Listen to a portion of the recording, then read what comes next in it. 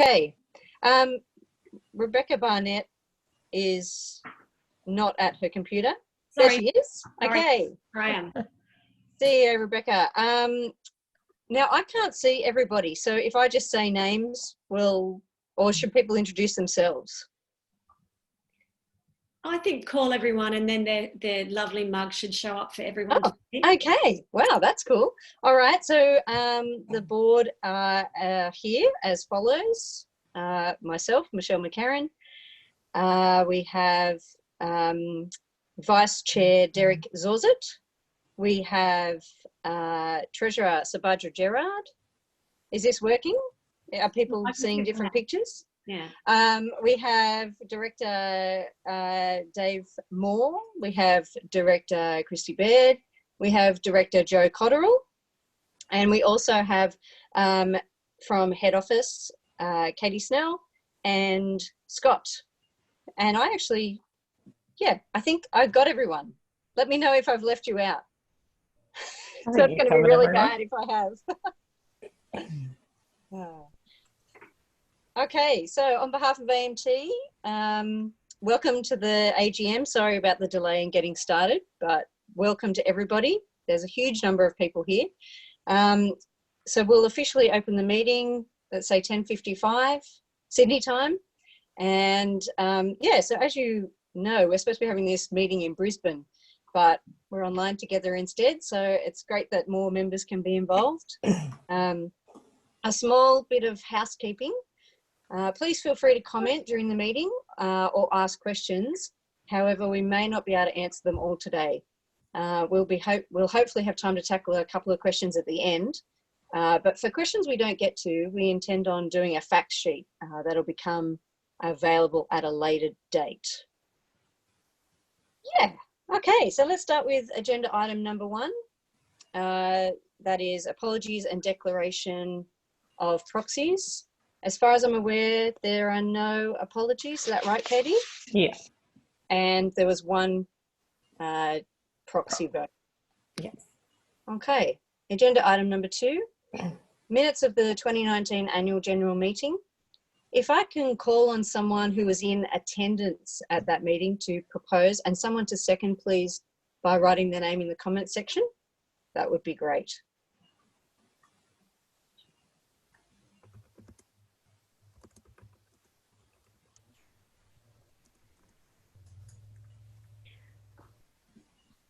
Have we got enough there, Katie?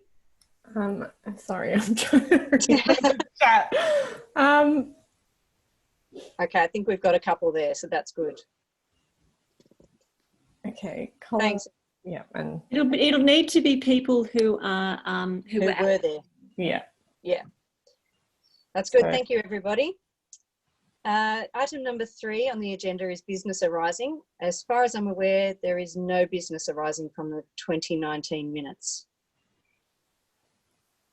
Which leads us to item agenda number 4, which is the chairperson's report. So settle in. Well, where to start? I am really glad to say that I began writing my report quite a few weeks ago, before the full picture of what was happening in the world made itself apparent and so mentally overbearing. And so even though the weight of the last few weeks is upon us, I'd like to actually begin by considering what was happening for AMT back in 2019. This will be a story of 2 halves. Since our last AGM, the AMT executive delivered the new strategic plan for 2019 to 2024. It has been the backbone for every decision we've had to make in this past year. We shaped the vision statement to place a greater emphasis on promoting massage rather than self-interest. It's stating that Australians have access to safe, ethical and evidence-informed massage therapy treatment within the healthcare system. We also confirmed the mission statement to support members, professionalise practice, educate and inform the public and other healthcare professionals.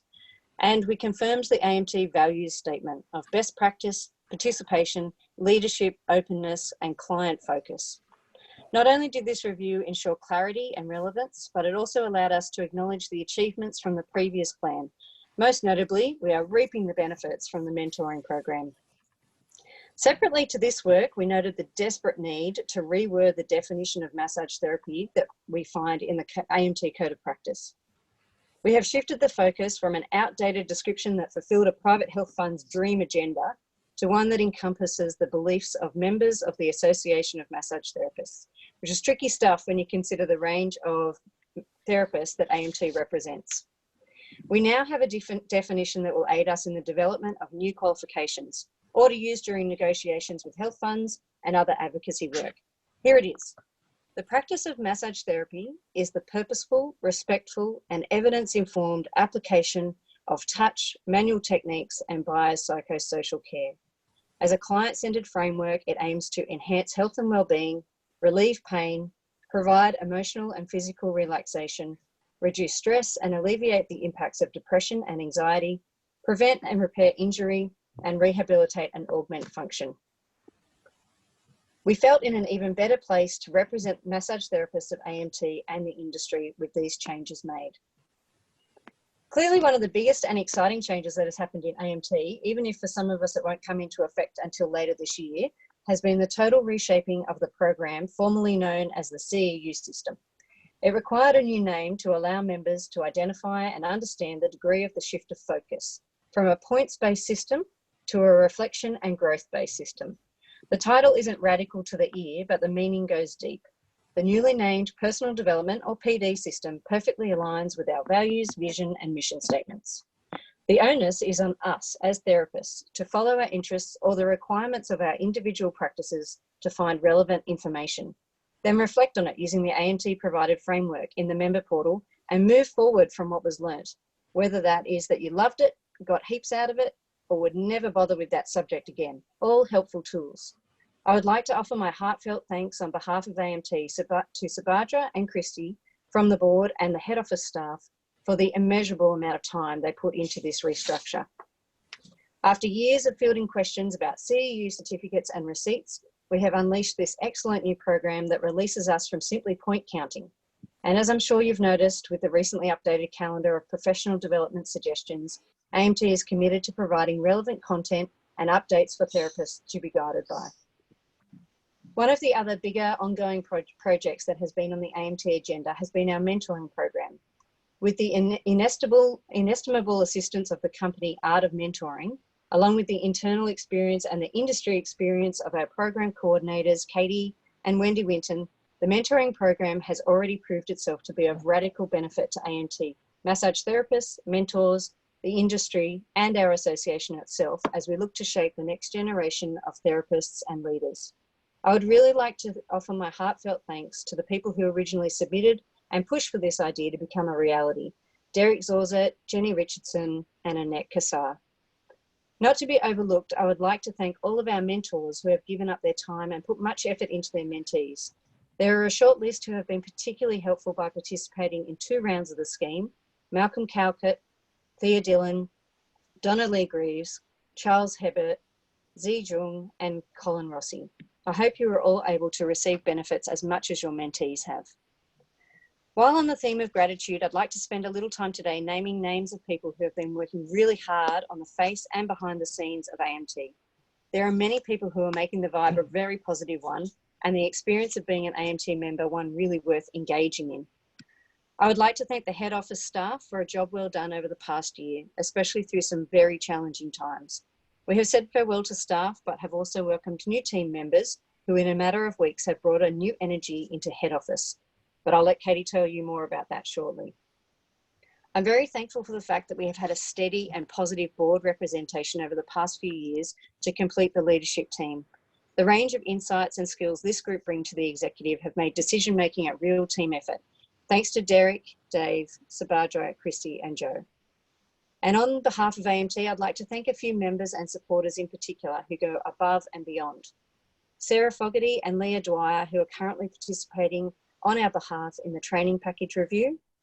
Lisa Fidesz and Aaron Bright, who even though they're not AMT members, are putting in a ton of work and are very active, supportive voices within our Facebook group.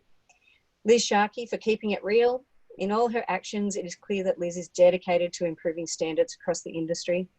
Sharon Livingston for her considered work on the AMT blog, as well as frequently providing support and information to members over social media. And Lisa O'Shea and Corinne Farnes, coordinators who have helped us get some good workshop content up and running in their regions. Thank you all. As I now move on to the second part of my report, I'd like to thank the members of AMT, as you have stood up and weathered some incredibly bad situations in the face of recent disasters. I am, of course, sadly referring to the devastating drought and bushfire season, then the period of storms and flooding, and then the full force of COVID-19. And that's just the externals. It has been an indescribable journey, and each of us has their own story to tell.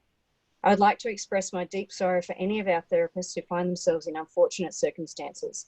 It is AMT's main endeavour to provide support to our therapists over the coming months.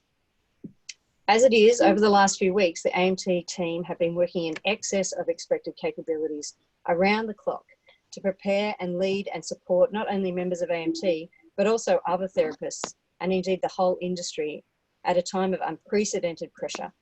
Pressure from the government bodies not giving us clear instruction for closures, from other bodies putting minimal financial gain above the health of therapists and their families, and even from our clients wanting non-essential healthcare, which of course hurtfully pulls at our heartstrings. Also, AMT is painfully aware of the financial strain a lot of our members find themselves faced with. But the job of AMT doesn't end with the membership. Going back to the AMT vision statement, we are more than just about supporting members. We explicitly state that we want Australians to have access to safe, ethical and evidence-informed massage therapy, which was why AMT felt it had to not only advise therapists to close clinics, but also advise clients not to seek massage treatments. In these times, we have brought our mission statement to life. We have supported members. We keep trying to professionalise practice. We are constantly educating and informing the public and other healthcare professionals. AMT have taken the hardest stance, probably appearing to some to undermine the massage therapy industry, but with the sole intent of protecting massage therapists, their families, their clients and communities for the longevity of the massage industry. It's really tough to go against the tide, and I would like to again give heartfelt thanks to the AMT head office team, the board, and the AMT members who have been helping to find clarifications for us, as well as last but so far from least, our CEO, Rebecca Barnett, for leading the charge. It has been hard. It may even have broken us in parts, but it has also cemented the concept that we have a very serious place as a sensible voice for massage therapy in Australia. AMT have no regrets. So where to from here? AMT has only one choice: to continue to support members through this time. And if you look at our building blocks of the vision, mission and value statements, and our reputation for not backing down when things get a bit difficult, then you will know and be able to rely on the fact that we will do everything within our power to do just that. AMT have already begun supporting and rebuilding. The mentoring program starts soon. We're committed to providing accessible PD suggestions. We negotiated the first aid amnesty and have extended the National Police Check timeframe by 1 year. COVID-19 is here, affecting us all, but AMT is ready to move forward positively into 2020. And that concludes the chairperson's report. So we will move on to agenda item number 5, which is the Secretary's report. So I'd like to call on Katie Snell for that report. Okay, no worries. Okay, so this is not exactly the Secretary's report I imagine I would be sitting down to write 3 weeks ago. Each day at the moment feels like it lasts for about a year, so it's quite hard to focus back on what happened in AMT in 2019. It seems like a distant memory. I will start with some numbers to ground this report. AMT membership continued to grow in 2019 with a 6% increase relative to 2018. We had 3,220 members at the close of the year. Overall, 2019 was about propelling AMT into the future and improving the processes, services, and support for AMT members. One of the key programs we delivered was the first official round of AMT's mentoring program after our successful pilot in 2018-2019. The exit feedback surveys at the close of the program show a remarkable consistency of responses relating to increased feelings of connectedness and confidence. This is especially crucial in a somewhat magnified need right now to find trusted colleagues as a sounding board and support during such tough times ahead. One of our mentees stated, "I feel transformed and I'm loving it," because her mentor wouldn't let her give up on her dreams. Several mentors commented on how great it was to be able to invest back into the profession. The mentoring program has been an excellent way to engage our long-term experienced members, giving them a way to give back to AMT, contribute to the life and culture of the association, and feel included and valued. We are indebted to our senior members who are volunteering their time to support the scheme as mentors. It has also provided much needed support to students and recent graduates who encounter lots of challenges in getting established. Our hope is that it will ultimately impact on a key workforce development issue of dropouts within the first 5 years. One of the particularly gratifying outcomes of last year's program was a rather unexpected but wonderful piece of news. One of our members, Maria Nyland, received a Mentor of the Year Finalist award as part of International Mentoring Day in January this year.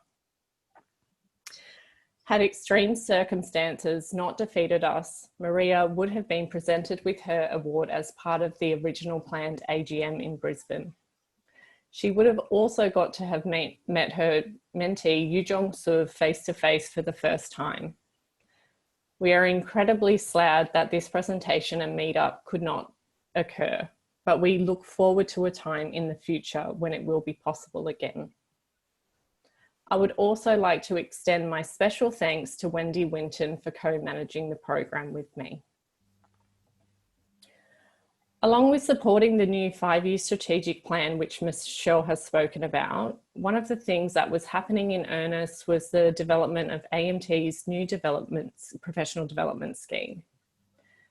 We announced towards the end of 2019 that AMT members would be rolled into a new reflection-based model throughout 2020 as they renewed their membership. It was our job in head office to make sure that all the IT infrastructure was in place to support the new scheme. We're still ironing out a few small bugs as we go, but there are now hundreds of members who've rolled into the new system, and many of them have already started logging their reflections. You may have noticed in recent days, we have started releasing webinars to help guide members to meet their professional development requirements. The first webinar we released is actually a guide to the new professional development system. It tells you everything you need to know, including live screen demonstration on how to submit a reflection in your member portal. I warmly encourage you to view it on the AMT website. And please remember that AMT staff will be there to support you through the transition into the new scheme and help with any questions you may have. If you haven't read our professional development guide or watched the webinar, you can access these through our website under All About CEUs. AMT also continues to update and review our calendar of suggested events twice a year, providing members with a range of accessible online and affordable options.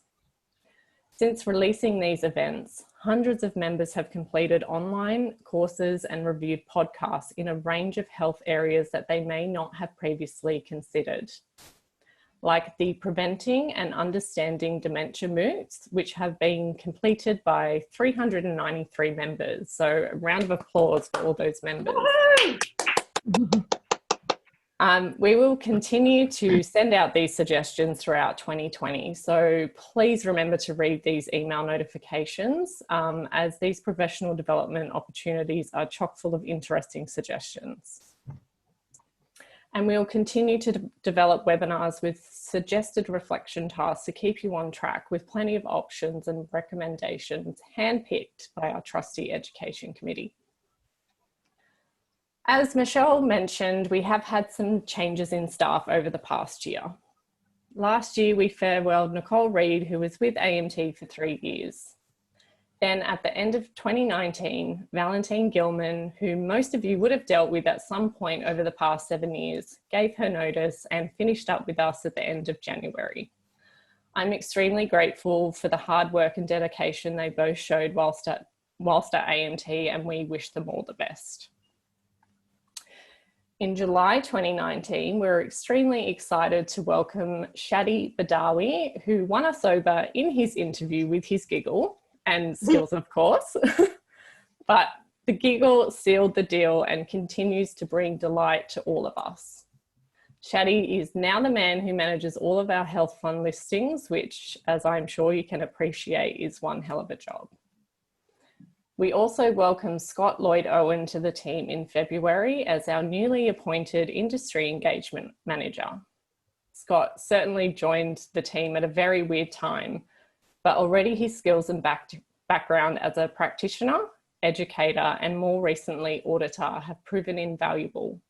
We're incredibly grateful to have him join our team this year. I also want to thank Rima, Belinda, Shadi, Scott, and Rebecca for all your hard work. I'm very grateful to be able to work with such an amazing supportive team in head office. We are excited about delivering on the objectives articulated in the new strategic plan of the rest of 2020 and beyond, in spite of this extreme crisis we are currently finding ourselves managing. Thank you. Thanks, Katie. No worries. We will now move on to agenda item number 6, which is the Treasurer's report. So I'd like to call on Subhadra Gerard for that report. Thanks, Michelle. Welcome everyone to the highlight of the AGM. Don't laugh like that. Where hopefully you're all glued to my every word. Okay, let's talk figures. Last year, I ended my Treasurer's report by pointing to the financial rollercoaster ride that AMT had been on over the previous 3 years. But as I consider the current state of our nation, those years fall to insignificance compared to what we're dealing with at the moment. With the arrival of the COVID-19 virus this year and all the mayhem it has brought around the world, we live in unprecedented times. And I am already wondering what state our AMT books are going to be in by the time it comes around for the next Treasurer's report. But anyway, let's return to 2019, and I'll talk here to the documents that have been sent out to you for your perusal. On the 1st of January last year, AMT had a total equity of $317,825, which means to all of us non-accountants out there, that if on that day we took the difference between the value of our assets and the value of our liabilities, we would have been worth the princely sum of that amount of money. Which, by the way, begs the question, what can you buy for $317,000? But I'll leave that for you to conject. Our overall revenue in 2019 was a touch over $758,000, a decrease of $14,000 on the previous year. This decrease was largely due to reduced revenue from the smaller regional conference that we held, which was down about 45% on the previous year, and also reduced revenue from the AMT workshops that we ran, which were down about 33%. On the other side of the ledger, overall expenses came to approximately $779,500, an increase of approximately $42,000 on 2018. I'll talk more about the expenses in a bit. We paid $985 in income tax, giving us an operating loss for 2019 of $22,257. And that's an okay result in my view, quite okay, considering all the goings on of the year. If we turn to the statement of financial position on page 2 of your documents, the key information is at the bottom of the page under the heading of equity. You can see here that at the end of 2018, AMT was worth that amount of $317,825 again. And the note there is that there was an increase of $34,220 in that year. So we made a profit. At the end of 2019, AMT was worth only $295,568, So we took a drop in equity of $22,257. Looking now at page 3 of your documents, the 2019 revenue and expenses statement that details the final figures quoted above, we can highlight the following items. Membership fees revenue was up by $42,369, which is good. Conference fees revenue was down by $41,259. I've already alluded to that earlier as a percentage. And workshop fees revenue was also down here by $14,844, also alluded to earlier. On the expenses side, wages and salaries payments went up by $58,838 on the previous year. This was largely due to increased staff hours. As the association has grown, as the previous speakers have reported, and workload increased, a lot of hours changed from more part-time to more full-time, hence the increase in payments. Piggybacking on that, superannuation payments went up $6,647. Annual leave payments went up $13,417. Here, the reason was that there was a load of accrued leave floating around on the books, and we needed to get that down. So hence we've got people to go off and take some annual leave that they duly needed, really did need, but weren't taking. And that's that figure. And finally, mentoring expenses went up $9,744. This was due to our program management costs being staggered over the 2 years. So we put part of the money in the previous year, and we put a bigger section into this second year of 2019. And so we took a bigger hit in that year. And there you have it. I'd like to finish by taking this opportunity, though, to remind members that AMT is a not-for-profit organisation. As such, it exists to provide a service to the community of our members, and also to the wider community. The Australian Charities and Not-for-Profits Commission says that a not-for-profit is an organisation that does not operate for the profit, personal gain, or the benefit of particular people. For example, its members, or the people who run it, or their friends or relatives. A not-for-profit can make a profit, but the profit made must be used for its purposes. It can lead profits, it can keep profits, as long as there is a genuine reason for this, and it is to do with its purpose. For example, to save up for a new project, or for new infrastructure, or to accumulate a reserve so it can continue to be sustainable. AMT can tick all of these. So each year, we raise a pool of money, mainly through membership fees, to fund the costs of the service provided to our members. And yes, a good 50% plus goes to paying the superb team in our head office, who I've got to tell you are worth every cent we pay them. Year after year, they work above and beyond, and now in this pandemic year, they've had to lift their efforts to a whole other level. It has been most gratifying to me to read the many appreciative comments from our members on Facebook, acknowledging the great work of our head office staff through this most difficult time. And then there are those that work for your association who volunteer their precious time helping to make the wheels of our association turn over. I'm speaking here of all the local area coordinators out there, from the East Coast to the West Coast, and also your board members, including your chairperson, currently the wonderful Michelle McCarran. All volunteers. I emphasise all volunteers. They would love a hand from any of you who can make the time to share the load. Please give it some thought.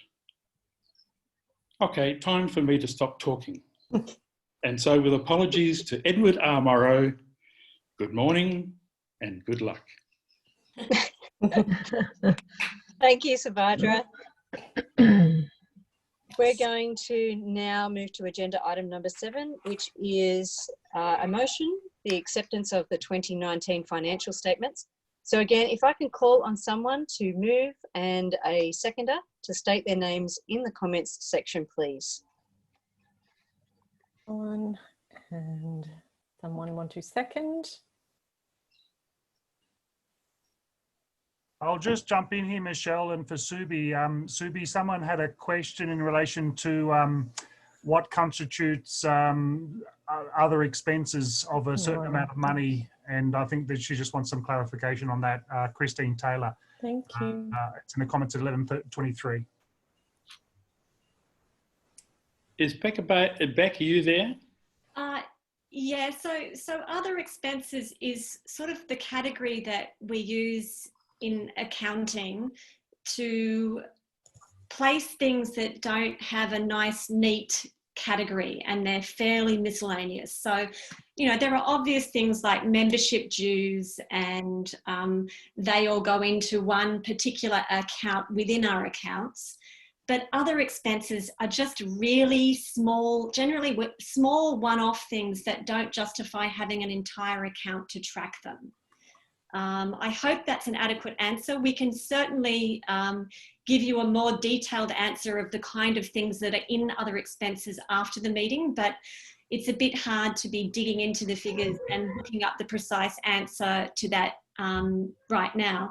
So what I would suggest to everybody is, in relation to the financial statements or anything that's being said in this meeting, we agreed that the best approach would be that if you put questions in the comments, as you have been doing, and then we can take those questions after the webinar and put together an FAQ document that we will release to basically give you the answers to those questions, bearing in mind a plea, and that is that we are still very, very deep in crisis mode in terms of our management of unfolding events as every day goes past.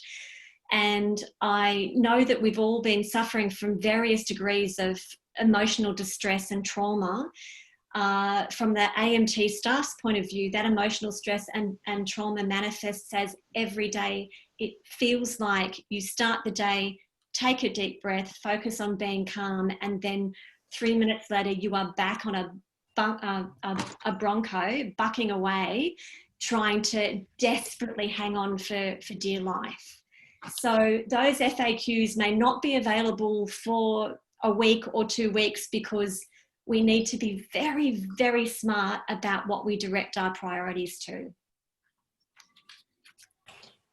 Great, thanks, Beck. I'm pretty sure we had a plethora of people who just tried to move and second that, so thank you very much. That's sorted. We will move on to agenda item number 8, which is kind of nice, a nice thing. We're going to report on the election of office bearers for this next coming year. So it is my pleasure to announce the board of directors as follows: Chairperson Michelle McCarran, Vice Chair Joe Cotterill, Treasurer Sabadra Gerard, Director Dave Moore, Director Derek Zorzit, Director Christy Baird, and Director Thea Dillon. It's very exciting to have everyone on board. Yay. Yeah, clap emojis, please. Okay, we will now move on to agenda item number 9, which is other business. I'm going to assume that's my cue, that That's the meeting your cue. constitutes the other business.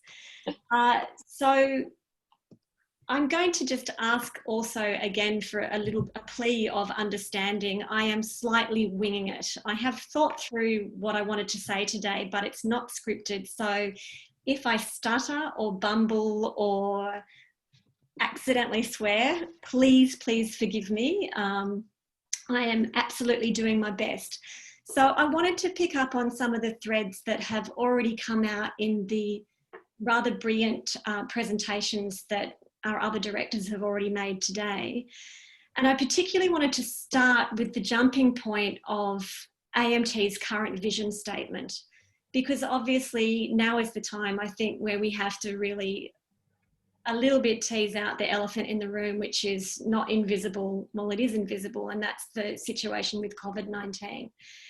So if you think about our newly established vision statement that Australians have access to safe, ethical and evidence-informed massage therapy, that vision statement takes on a whole new meaning in the current circumstances. Now, just bear in mind that the vision statement and the mission that Michelle was talking about is based on what have always been the objects of the association in the Constitution. And so the tricky thing that has always been quite difficult to negotiate, but at a time like now is basically impossible to negotiate, is that AMT has to do two things that occasionally come into tension.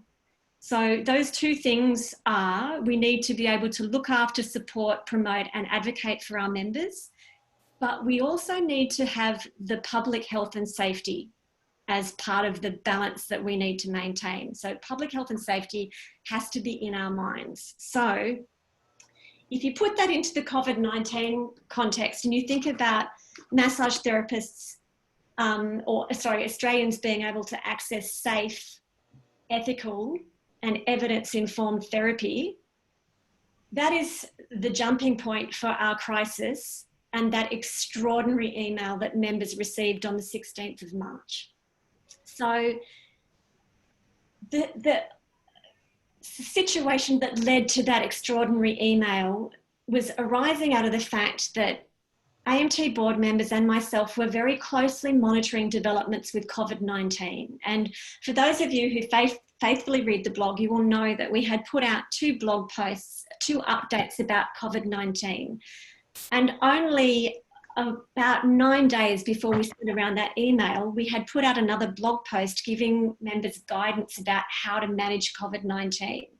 So a lot of you probably wondered what happened between when that blog post came out on the Friday and that announcement on the Monday, nine days later. Why at one point were we recommending enhanced infection control, hygiene, screening, you name it, and that changed. So just so you understand, the trigger for that change was basically the weekend before we made the announcement, when it became clear that COVID-19 started to be something that was happening via community infection. So it wasn't just imported, it wasn't just traveling people, it was people then were starting to show community spread. And when you think about it, that's the exact moment when seeing clients in a clinical circumstance anywhere becomes Russian roulette, because we have no way of knowing when people walk into clinics, and I'm not just talking about massage, I'm talking about any close contact environment. We have no way of knowing whether the person who walks into your clinic may have COVID-19 and be asymptomatic. And the difficulty with infection control and hygiene is that, I'm going to swear, COVID-19 is an insidious, nasty fucker. Sorry about the swearing, but that's the bottom line. And as more information emerges over time, it's become clear that it is extraordinarily resilient. So it can stay on surfaces for up to 17 days is the current understanding. So imagine if you are trying to keep your every single surface in your clinic clean for 17 days straight, right? That means disinfection of every single surface. So if you've got cupboards, if you've got books, if you've got equipment, if you've got tools, if you've got charts, every single one of those things needs to be looked at. And I can tell you from a personal point of view, my partner and I on Friday night walked into his clinic, looked around and said, infection control and hygiene to the standard required by its current circumstances is impossible. We calculated that it would take at least between 4 to 6 hours. He's got a lot of books, so 4 to 6 hours to do what was necessary to contain the risk. So he made a personal decision to close his practice on the following day. So getting back to where I started on the vision and mission, we have this difficult task where we have to look after our members and advocate for our members, but we also need to think about the safety of the public. And so when that email went out, the board knew full well that it would create a huge shock, because what we were asking our members to do was an extraordinary thing. It was extraordinary to ask people to give up their livelihoods. but it was informed by the basic principle that any healthcare practitioner needs to observe, which is to do no harm. And it was also informed by a recognition that therapists themselves were exposed to extraordinary risks in relation to COVID-19. And we know that many of our members have some kind of chronic illness that makes them more vulnerable, or they may be vulnerable because of their age or any other number of reasons. They might be vulnerable by dint of the fact that they live with vulnerable people that they don't want to pass the illness on to. So we were in an extraordinarily antithetical position in having to tell our members that we thought the safest and the most ethical response was to close down. We also knew when we made that announcement that it wasn't going to happen straight away, that people would take several days to do it, or that people would absolutely have to go through their own process of risk management to reach their own conclusions and reach the point where they had acknowledged that the risks were too high for them. So contrary to some of the information that has been spread around, I need to make it very clear, AMT cannot tell anybody in our association to stop practicing, but we can recommend it. And that's exactly what we did. We exercised what we believed was a deep ethical compunction, I don't know if that's even the right word, to advise people to close. Now, there's obviously been a lot of trauma since then and a lot of things that have happened in the interim, some absolutely horrible and some heartening. But what I am really proud of is that I believe that AMT members have recovered substantially from the first level of shock and are reaching that point of acceptance and getting on with what they can do now. So I am just so grateful and so proud of that response by AMT members. And I do know that AMT members are withstanding some pretty horrendous bullying as well. And I hope that everybody has adequate support. And if anything does get very heavy and serious online, just remember that your safety is number one. And if you are being badly targeted, it's called cybercrime and it is an offence and you can report it to the police. So although this is sounding all a bit desperate and grim, I am going to move on to more positive stuff soon. But just make sure that you keep yourself safe. So having explained the context behind that decision and the reasons for the timing of that decision, I thought it might help everyone because I've seen some commentary and questions in the messages about the hideous massage parlour wording. So I wanted to address that with a brief explanation, and I'm really sorry I am going to be taking up a tiny bit of time. I hope you're okay with that. So basically, let's start with the acknowledgement. It sucks Major League that that term has been used in the various public orders to get massage therapists to shut down. It shows that we have, when this is all over, a job to do to fix that and make sure that there are politicians across both, of the main parties, across the entire spectrum that understand that massage parlours is a term from the 1970s that doesn't describe what we do. So let's please be collectively grieving that that's what's happened, but also be ready to move on from that and just accept that that's the work that we have to do for the future. But I thought it might help if I explain why some of the confusion in the terminology has arisen. So just crave me the indulgence of a couple of minutes to explain how all of these orders that the Prime Minister announces are implemented and why there is such a communication problem and why I have sent about 200 emails to the various premiers and health ministers saying, can you please try to get this right? So when the Prime Minister declared a state of emergency, that meant that there was a trigger to form or convene what's called the Australian Health Principal Protection Committee. So that committee is important because it is responsible for making all of the recommendations. So whenever Scott Morrison gets up to present a media, a media presentation, press conference, the measures that he is announcing come from that committee. So that committee is made up of experts, and the experts are recommending certain things that the Prime Minister then communicates. Now, in the background, there's a lot of tensions. A lot of the recommendations that the committee are making are being ignored, but that's a saga and a story for another time.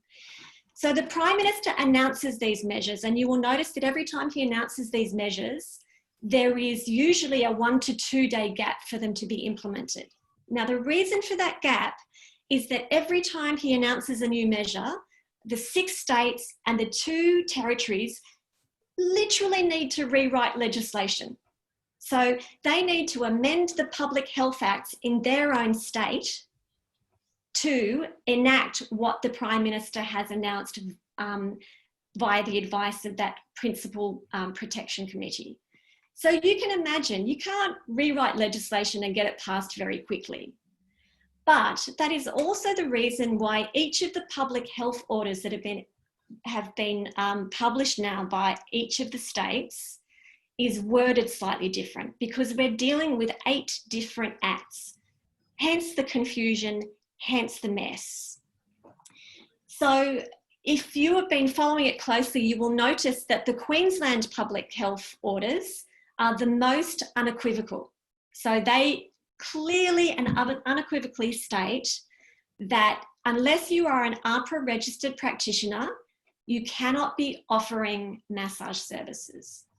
For all of the other states, there's a bit more of a mess, right? They've taken the Prime Minister's term, and I'm not kidding, one moment from a Prime Minister using terminology that I don't know where he picked that term up. It's so old, but he's picked up a euphemism from the 1970s, and that has literally become law, right? So each of the other states is generally using the word massage parlour without qualifying that means that if you're a massage therapist who isn't AHPRA registered, you can't provide services. But make no mistake, grieving about the terminology aside, that announcement that the PM made last Tuesday night was intended to shut massage therapy down because it violates the social distancing rules. There is nothing equivocal about that. The wording is incoherent, but the intent is completely and utterly unequivocal. So all of the argument that's happening on social media is completely irrelevant. And what we do know now is that there are starting to be businesses getting visits from the police and being shut down. So bear in mind that the confusion is the confusion of multiple jurisdictions, as in federal versus state. Some jurisdictions who are pushing a much more aggressive agenda of moving towards lockdown. So New South Wales and Victoria are pursuing a much more aggressive agenda because of the number of infections in those states. But if you have a look at the numbers, the infections are rising across every state.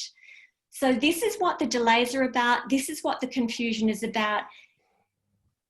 But it's clear what has been decided. And what has been decided is that massage therapy has to shut down. So I hope that clears up all that chaos and confusion for everyone, and anyone who's has questions in their mind about why is this happening in this state and not in another state. The feds set the measures and the states implement and enforce the measures. That's how it works. So moving right along to something a little bit more positive. You've obviously seen that AMT is working behind the scenes to do a lot. So we're trying to offer you the support that we can in as timely a fashion as we can. We are still working on that. So we're still doing things like Scott is putting out webinars to help you keep on top of the CE or PD requirements that you have. Obviously, we put in place the police check extension. So that means that every single member of AMT has had a year added to the date that their police check is due. Now, if we need to revise that date, we will. If that still is too close, I don't think it is, but if it still is too close, we'll change it, right? We wrote to the health funds and said, we're granting a 3-month first aid amnesty. We didn't actually give them the choice. We just told them, this is what we're doing, and thanked them for understanding. So if that 3 months needs to be extended, we'll extend it. But I think one of the biggest challenges that we're all going to face in the days and weeks to come is maintaining a sense of identity as a massage therapist when you're not working as a massage therapist. So this is a really big concern that the board and the staff are actively, it's in our minds and we're actively working to address. And so one of the key things that we're hoping to develop very quickly, as in within a week, is some telehealth guidelines for massage therapists to still be providing some forms of support that aren't face-to-face to their clients. So obviously I need to state up front that if you are and have already been offering telehealth, and there is no reason why you can't do that, there are lots of things in AMT scope of practice that you can be doing via telehealth, including, to boil it down to the most basic thing, offering a listening ear and reassurance. Not counselling, but listening and reassuring. Very different thing. So, but there are other things in scope of practice that could be done via telehealth. My partner had already, actually previously, before this whole crisis had blown up, occasionally run telehealth sessions with international people. He ran his first one the other day for someone in the US post-COVID-19. So we will be putting out a document that explains what we think is within the scope of practice that you could offer to your clients. So that is number one for you to consider. You can't touch people, but you can maintain a sense of identity by still offering your support and services in another form. Obviously, these won't be claimable by health funds. I suspect that very soon health fund numbers for massage therapists will be closed down. I suspect that's going to happen just temporarily, but as a response to the crisis and managing liability around people who may be still trying to practice, I don't think that is terribly far away. So there's the telehealth option that we're developing. There are all the other supports that we are trying to keep putting into place. So hopefully you've been following instructions to do various things about financial relief and getting yourself on the job seeker allowance and that kind of thing. Obviously, we're also identifying all of the other things that we as an association need to do in a post-COVID-19 world and the issues that need to be addressed. But the other thing that you can spend your time doing, and we hope to be able to provide some specific resources and support for you to assist you in doing this, is use this time to develop any policies that you haven't developed, articulate and write down those policies, and also to get yourself funked up. I'm glad I didn't make the mistake with saying that. To get yourself funked up with anything that you want to do in terms of when you're back to treating, making sure that you're really well set up with not promotional resources necessarily, but resources to let people know that you're up and away and you're still here and you're still working. So that could be, you know, your own communications directly to your clients to let them know that you're open again. It could be that you use this time now to develop some templates to communicate with other allied health professionals and create an allied health professional network.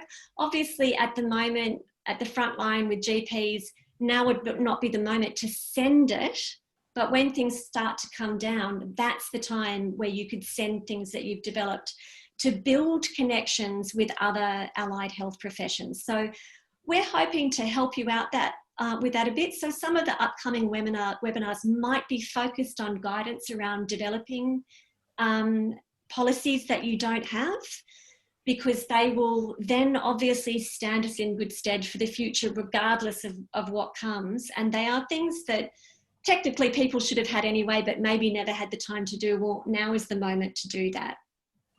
One of the things that we might also consider, especially now that we've got the glitch worked out with Zoom, with large meetings, is we may consider running some informal Zoom sessions with with Zoom for members. So they might even just be the electronic version of our local networks, where we name a time, we say, if you're around, come join us with a cup of tea or a glass of wine or whatever, you know, your poison is, and we'll just sit down and have a chat. So that is also a possibility and on the agenda. We are very much mindful of the task ahead. We are very much mindful and respectful of the decisions that all of our members have made and the trauma of making those decisions. We cannot thank you enough for that. That's just extraordinarily admirable in ridiculously challenging circumstances. And we cannot say enough, we share your grief. There isn't a member of the board or AMT staff who haven't been touched by this in some way or another, and who aren't experiencing the direct impact of it in some way or another. So I guess the message that I would like to emphasize is that we keep remembering we are all in this together, and that the grief we feel is shared, and the suffering we are going through is shared, and the financial hardship is shared. I should also note, in case you haven't been monitoring the news around the next stimulus, and this I think will be good news for a number of people in this session, the next round of stimulus will include rent relief arrangements. So for those of you who have the crushing fear around being able to pay, and this will be both commercial and residential rent, but particularly those who have crushing commercial rents, relief is at hand. So whatever is happening for you now in your negotiations with landlords, it will be over soon. It will be clunky, it will be messy, but don't worry too much about outstanding rent bills at the moment. This is not advice. This is just, I don't know how there is a word that probably doesn't exist in the English language, but keep your ear to the ground for that third stimulus announcement, because the government knows that they cannot afford for people to go under in their businesses. They want people to be able to open up again when this is all over. I am going to do something a bit bold and take over Michelle's duties at the moment to close out this meeting. Scott, could you possibly put us on all mics on? Because this is our once in a lifetime shot. We've got so many people online here now, and I wanted to think of something that we could all do together. And so I thought we could sing a song. Of course, that's what I thought.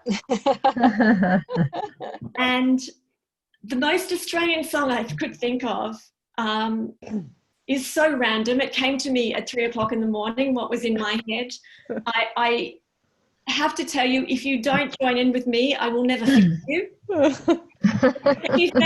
With this particular song, I need help anyway, because my chorus game is not strong. I can't remember the chorus. Oh dear. So, Scott, are we all mics on? I'm nervous here. Yeah. All mics on. Oh my gosh. We're ready. And also, you have to do the hand gestures so we can have a good laugh, and we will permission to put this online. Go the most potato hot.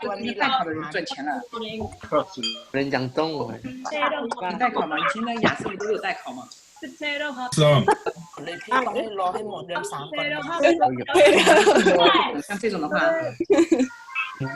Not gonna work. ได้ยอดหนึ่งส่วนใหญ่ใช้ทางของ4-5 หดก็容易做ใหญ่ Look on the bright side of life. เยอะ Look on the bright side of life. เป็นสายยังทำไม่ได้เลยทั้งหมด线了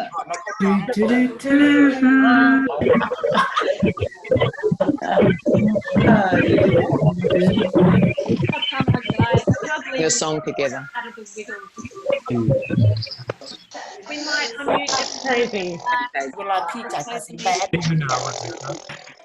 My message. พี่ก็ไป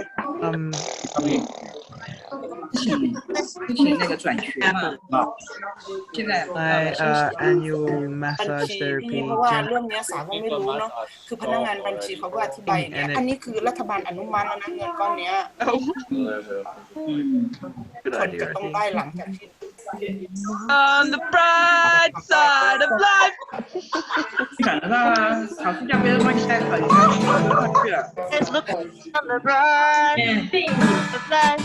Hey, In my ถ้าพี่ message, มียิ่งเยอะยิ่งได้ bright side of งานมิ life. ถุนาเนี่ยจ้างเขาอีกนะ I don't know any other words.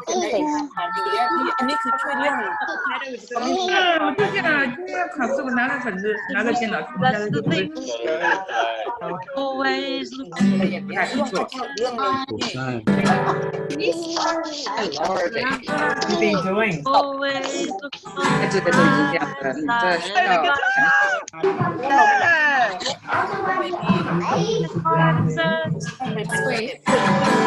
the Slice กับหนูก็ไม่รู้เรื่องหรอก The rest will be fresh. No. แป๊บหนึ่งนะพี่นะ This is our massage therapy. Hey, things must make you swear, won't they?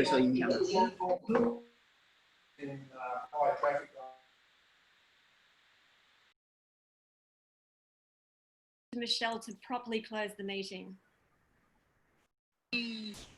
Always look on the bright side of life. Always look on the light side of life. If life seems jolly rotten, there's something you forgot, and that's to laugh and smile and dance and sing.